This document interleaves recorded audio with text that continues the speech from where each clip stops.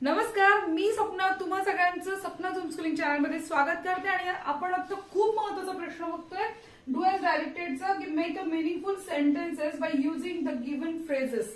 म्हणजे तुम्हाला काही वाक्प्रचार दिलेले जातात आणि त्या वाक्प्रचारांचा उपयोग करून तुम्ही अर्थपूर्ण वाक्य तयार करायचं असतं. जसं आपण म्हणतो अति तिथे माती, हे काय, हा वाक्प्रचारच आहे. तर या वाक्प्रचाराचा उपयोग करून आपण जसं वाक्य तयार करतो मराठीत, तसंच आपण इथे सुद्धा काही इंग्लिश फ्रेजेस आहे त्याचा उपयोग करून वाक्य तयार करणार आहोत. जसं टू बी अफ्रेड ऑफ, ही फ्रेज आहे.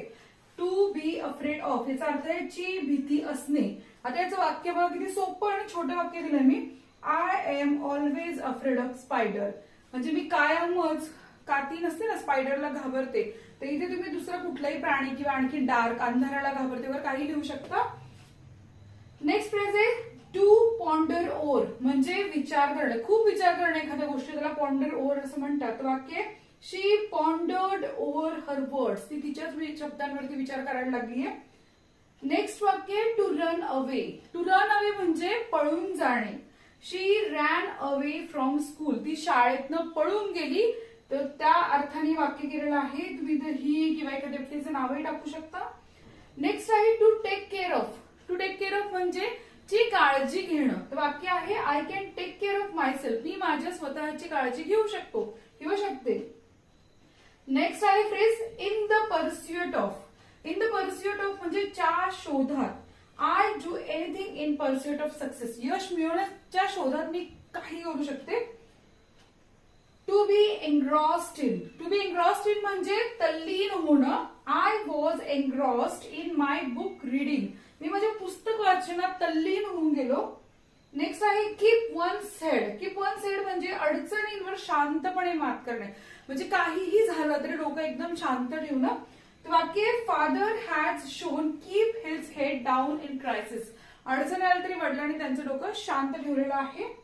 नेक्स्ट आहे sentence muster up courage. Muster up courage म्हणजे धैर्य एकवटणं.